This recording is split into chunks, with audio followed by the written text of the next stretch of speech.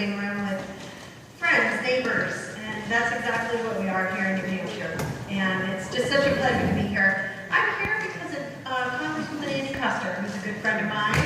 And, oh yeah, great. She's wonderful, and she connected me with you.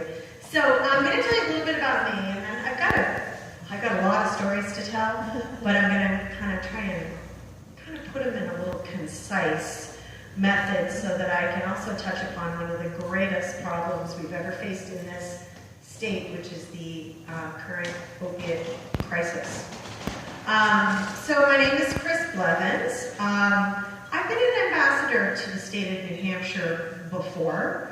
30 years ago, I traveled all over the state with a crown on my head as your reigning Miss New Hampshire, and competed in the Miss America pageant that year, and really got to know the state and the people in it. And you know, I've drawn a lot on that experience of having the courage to come up and speak, you know, and I'm really glad I had that experience because my current situation, what I've been through and where my life has brought me, has got me spending a lot more time at podiums educating people through my stepdaughter Amber's story. So I am a New Hampshire entrepreneur. I say that I did go to college, got a degree in international marketing, studied international business in London, England. I was over there for 3.5 years. I like to say I was born and raised in New Hampshire. I went overseas, I got big mind, and I came back here to New Hampshire with big ideas of starting my own cosmetic company. And that's what I did. So I spell my name kind of unique. It's Kriss with a K and 2 S's, as my husband Mark, who's sitting back here, says. It's Kiss with an R. And Kriss Cosmetics, I started 30 years ago, actually, in my years in Miss New Hampshire. And 30 years doing the same thing. You better get pretty good at it, right? So I started my own makeup line and, you know, chose what I wanted for people. And it started with working on women and then educating women. And, you know, 30 years ago, I had a young clientele. And I used to always worry about, like, geez, when I get older, no one's going to want to come to me because I'm going to be an old makeup artist.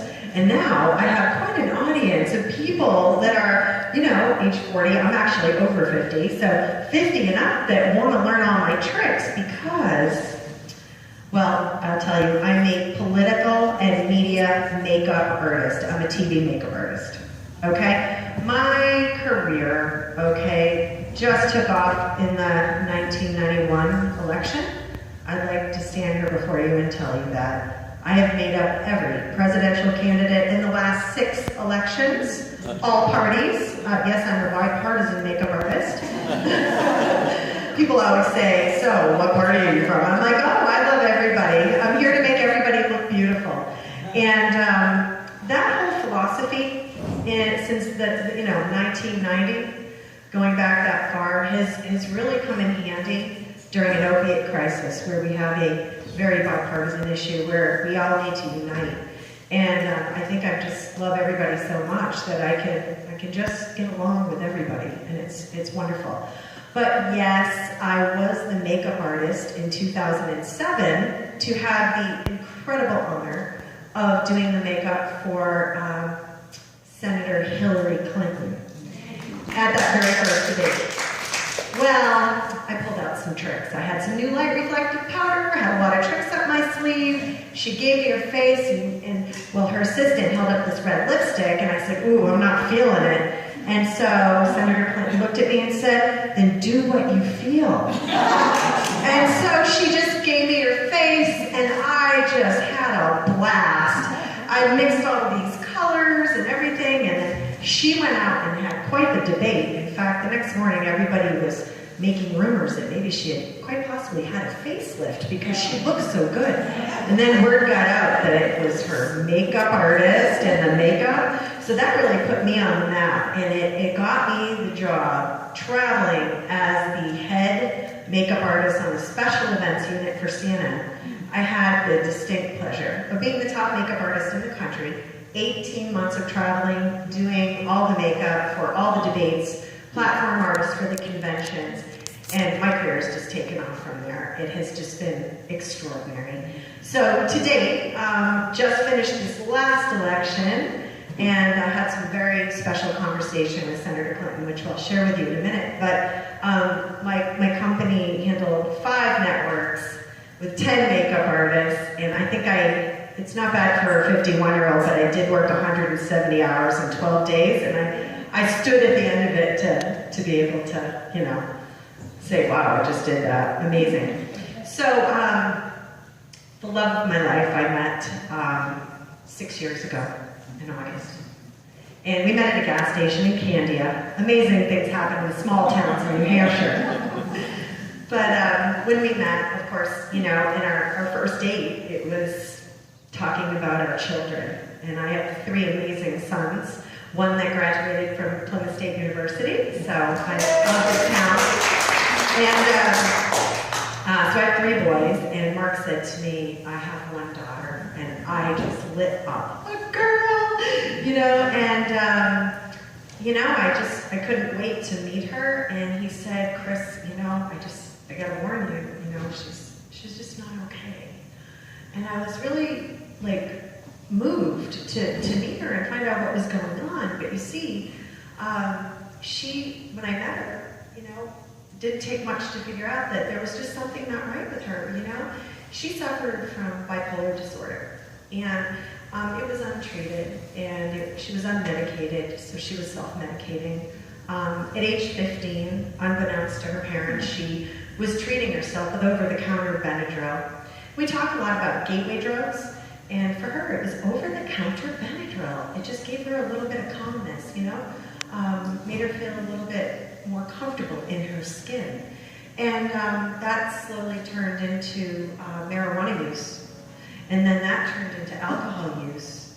And then by the time I met her, we didn't realize it. A lot of her story unfolded later for us, but she was purchasing opiate pills, prescriptions on the street. So opiates, Percocets, and Vicodin, and anything she could get her hands on that made her feel comfortable in her skin. The last 2 years of Amber's life, I'm going to just hold up a picture so you can really connect with Amber. She had a lot of different hair colors. Red was probably the best with those crystal blue eyes. She ran dog rescue missions. Wasn't odd to have her call down from Louisiana with a load of dogs when her car broke down. She wanted to be an EMT. She had it in her to help the sick and suffering. The last 2 years of Amber's life were a little puzzling for Mark and I because we got a call one night from Valley Street Jail in Manchester. And she was there. She'd been arrested for possession of heroin. And that's when we realized that she was slipping away. She was always a runner, always running. It'd be times 3 months at a time that we wouldn't see her, and we wondered, where's Amber? And then all of a sudden she'd appear, try to hold it together, but never stayed for long. So this began a series of 4 incarcerations in the last 2 years of her life. So there were 2 counts of heroin possession, and then, to our devastation, the last 2 incarcerations were prostitution. We would later find out that she was a victim of human trafficking. This is a very common thing right now in Manchester. Women are being sold, and they're being paid for their work in heroin. And they need to use, so they have to do the work to get the drug that keeps them feeling normal. Because in the end, the only time they feel normal is when they're using. And when they're coming off that drug, they feel very, very, very sick. So, what happened? Well, one time, the last time she was in Valley Street Jail, Mark and I went in to visit her, and it's funny, it's in hindsight that you remember one-liners that you didn't realize at the time penetrated your soul so deeply that they would rise up at a time of need and maybe motivate you. And I'll never forget this conversation I had with Amber. Through the glass, she's in an orange jumpsuit. Amber, are you taking advantage of any recovery meetings in here, any treatment they're offering you, counseling, spiritual counseling, anything in here. She looked at me through the glass and she said, Kriss, there's no recovery in here. And what I saw was a girl that was fully detoxed. She'd been there for a couple months, but I could see the dim spirit and just sort of the disease behind the not using. And I fought hard to get her into Farnham Center, and a bed became available, but the jail would not let her out to go to treatment. When she got out of treatment, the bed was not available. 3 days after she got out of jail, she disappeared and started using again. We found her in a park. At this point, she was living homeless on the streets of Manchester. Mark and I have a beautiful home, a room for her, an education waiting for her, every opportunity that you would offer your child. She chose life on the street. We did not realize that she was the girl that was trying to help everyone else. She was under bridges helping people detox from heroin. We knew that she considered these people her friends because she'd stay overnight for a couple of nights, but in the morning she wouldn't be around. And we'd go into the bedroom and find a note on the door that said, I love you both so much. Thank you for everything you're doing to help me, but I need to go back to my people. Her people were the people in the streets of Manchester addicted to heroin just like her, that she felt she could help. But unfortunately, Amber was the girl that helped everybody else, but that could not help herself. This is why outside help is so important. Let me fast forward to Easter Sunday 2 years ago. We asked her to call us in the morning so we could pick her up wherever she was and bring her to one of 2 Easter celebrations with family. She never called. We went to the first Easter dinner, and at the end of the dinner, she called. And she gave us a random alley address in Manchester to pick her up at. And we went and picked her up, and my sister-in-law had made a beautiful plate of food and a little candy basket, an Easter basket for her. We picked her up, and it was the first time I'd seen her wearing makeup. I always wanted to do her makeup, but she was kind of was like, you're not doing my makeup. But she did this beautiful job on her makeup, and I was really attracted to her in that she appeared to look beautiful. But she got in the back seat of the car, and I took one look in her eyes, and her pupils were the size of a little pinprick. And I looked in there. You guys, when I say that there was nobody home, her soul was vacant. She groveled through the plate of food in the Easter basket like she hadn't eaten in a week, kind of barbaric style. And Mark and I were in the front seat listening to her babble about things that did not make sense, and we were heartbroken. We had everything we could do to hold back our tears.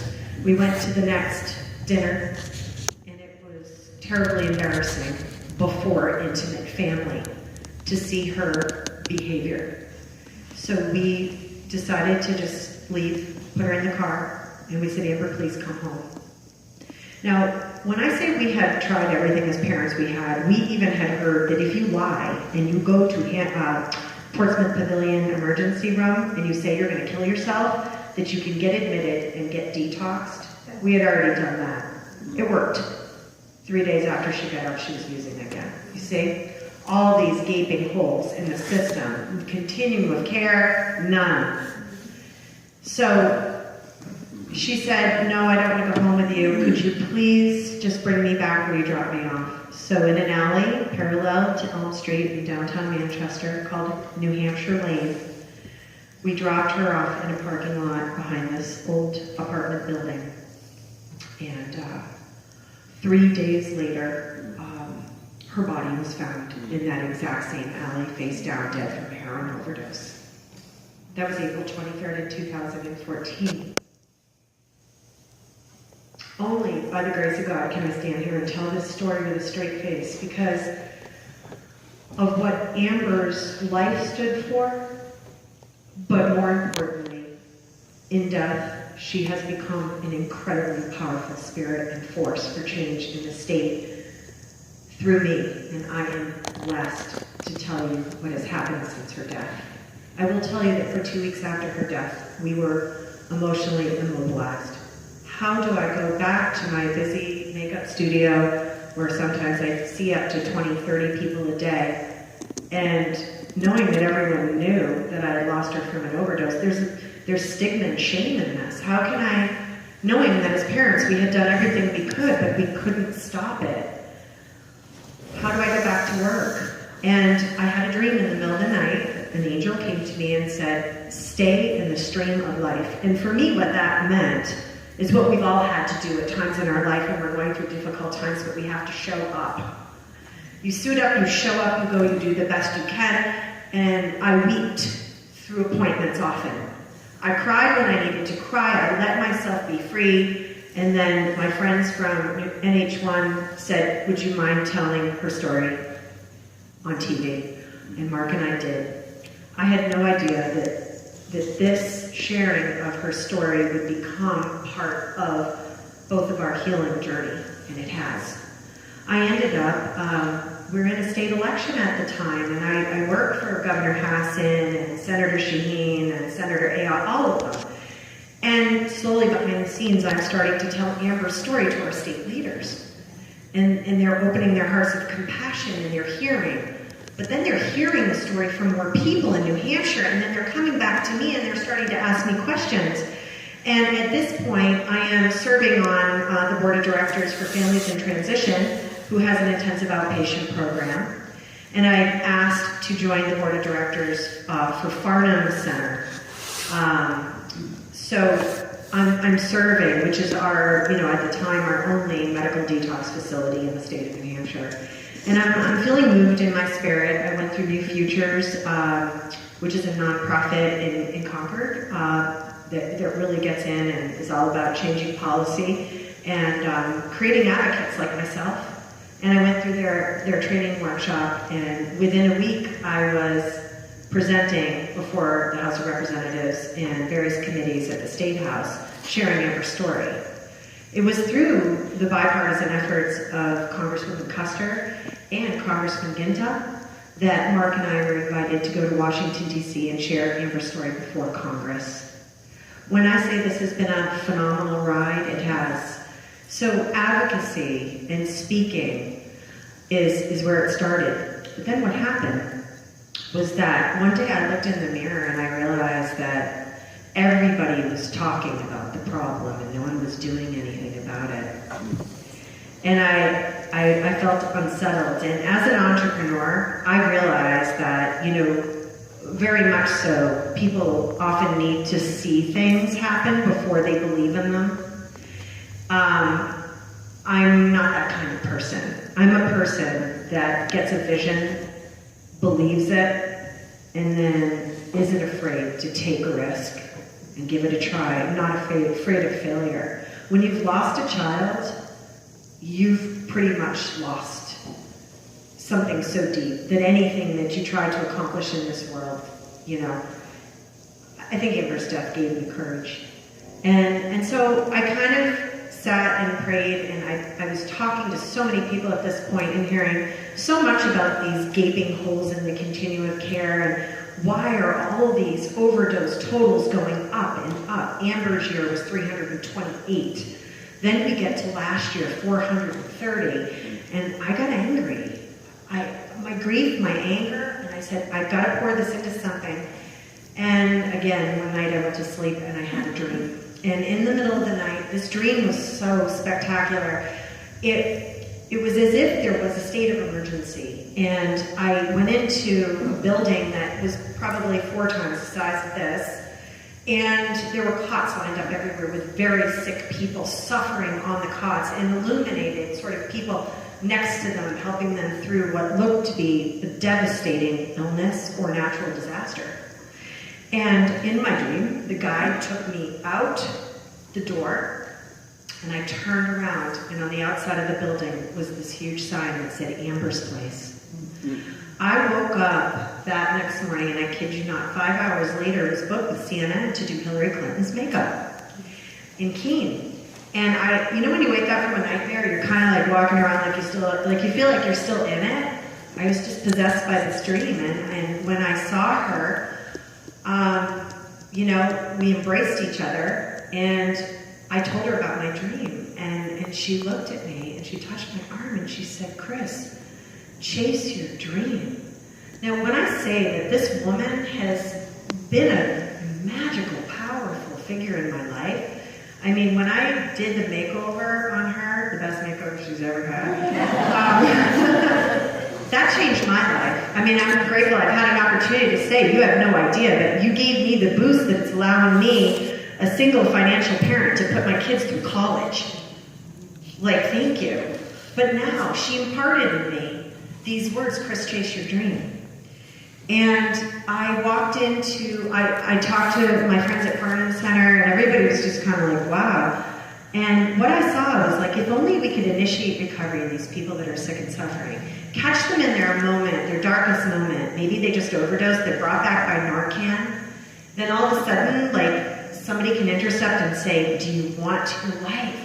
Because my work with people that are addicted will tell me that it's like, if you can picture 98% of who they are clouded over by some kind of block, if you really look them in the eye, you will see that if they have breath, they still have life. There is a vibrant, beautiful spirit in these people. If you ask them, why the heck did you pick up? They'll say, I don't know, I was curious. I got hooked on opiates because I had an injury. There's so many reasons why, and when I realized people were asking why would anyone take heroin? I said, can we just stop asking why and realize that they already are addicted? We need to help them now. So 6 months ago, I walked into Hope for New Hampshire Recovery. I sit on the board of directors for them too. They are New Hampshire's community recovery center, and we're popping up community centers all over. We have Manchester, which is our hub, Concord, Berlin, and others opening, and there's so much being done in community recovery. When you think of what is community recovery, it's peer recovery coaches, people with lived experience that believe in recovery, that no, you don't have to suffer. You can walk in the door, sit down, and get some hope. And recovery coaches are loaded with the resources that can say what is right for that particular person to evolve through. Not everybody needs to go to a medical detox. Some people just, you need to integrate their recovery into their life. There's many ways that people can enter a path of recovery. So I walked into Hope for New Hampshire Recovery and told to the director and one of the board members about my idea. I said, Amber's Place, I want to open an emergency crisis shelter. I want a place where people can come, where it doesn't cost any money, a safe place where they can be in a sober environment until their recovery path is worked out so they don't fall through the cracks. It'll save money for our hospitals. It'll save money for law enforcement. It'll save money for hospitals because many people who overdose are in again and again and again and again, and they don't have insurance. It's costing us a lot of money. It's putting a lot of stress on our first responders. Law enforcement are arresting the same people over and over and over. And if you go into our jails, they're filled with people with substance use disorder. They're not necessarily bad people, but they had to do bad things in order to support their habit because they can't stop. Because if they stop, they get sick. They don't want to get sick. They're afraid to withdraw, so they have to use. And when you've lost everything, you do just about anything to get what you need. This is the truth. So 6 months ago, I approached them with this. 15 months ago, we opened our doors. We're located at 140 Central Street in Manchester. Everything in Amber's Place has been donated, from the beds to the food to the clothes to the everything. I personally set out and raised $80,000 to date to open the doors so that I could create some statistics that the powers that be would say, your idea is working. And we are now at that place. We've united with the Manchester Fire Department, surrounding police departments. We've created Safe Station. Anyone sick and suffering can walk into, from all over the state, can walk into any fire department in Manchester, New Hampshire, get medically cleared. A coach comes, brings them to Hope for New Hampshire Recovery. They get admitted to Amber's Place. We keep them safe. We love them until we can get them into treatment. What has happened in the last 15 weeks? We have seen over 180 guests at Amber's Place. I'd like to report that approximately 90% of them are still engaged in recovery and are now embracing their gift of life. The overdoses in the city of Manchester have dropped dramatically since Amber's Place opened, and the city of Manchester has just granted my project $100,000 for sustainability.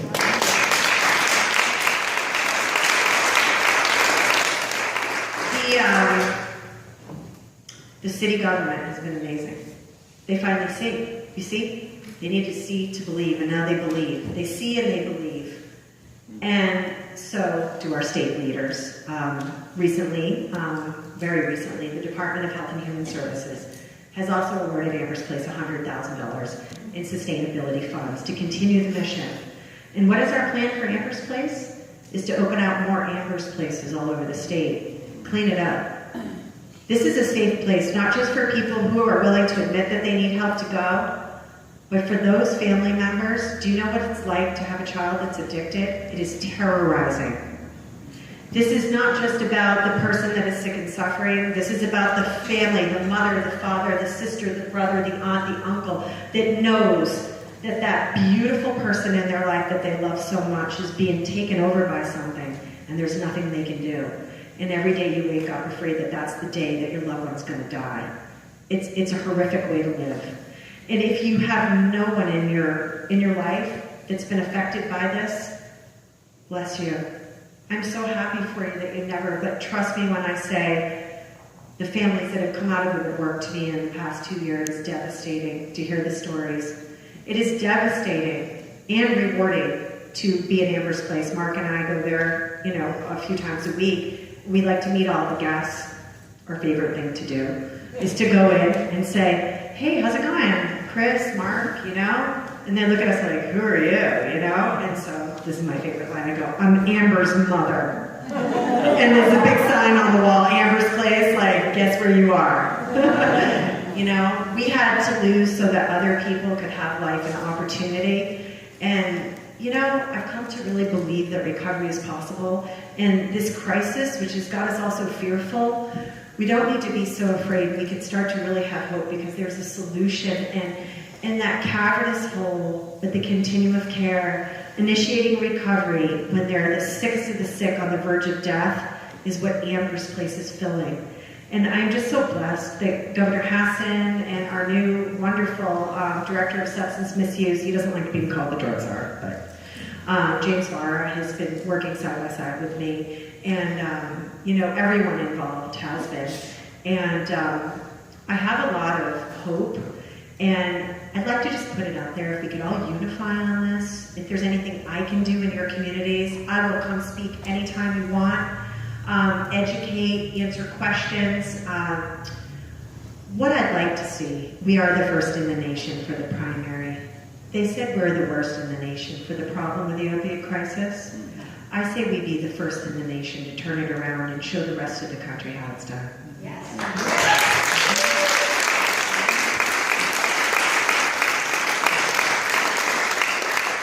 And how you can help is to be aware and hold close to your heart everything I've shared with you tonight. Know that it's real. Know that our New Hampshire families are being deeply affected. And know that compassion, compassion is really where it's at. And if you can open your hearts and just keep an ear out and think about the people that lose family members and loved ones to addiction, it's devastating. It's one thing, Mark and I, we just lost my mother-in-law a couple weeks ago. She lived a full life. She was a beautiful woman, and it's heartbreaking to go through grief and lose somebody that you love. But it is devastating to lose a 22-year-old that had dreams for an incredible future. We don't want to lose a whole generation. We need them, and inside of every single person suffering is a dream and a life that is worth fighting for. And I have definitely, I call it makeup on a mission. I have really put the two together. I'm grateful that I was the top makeup artist with all the candidates, was able to be painting their face saying, you will hear Amber's story, or you're not going to look at it. I had captive audience with all the candidates. I kind of held them hostage in the name of beauty. But I'm really glad I did, because it put New Hampshire on the map, all eyes on us. So let's make a difference. Let's keep fighting hard and together. Thank you so much.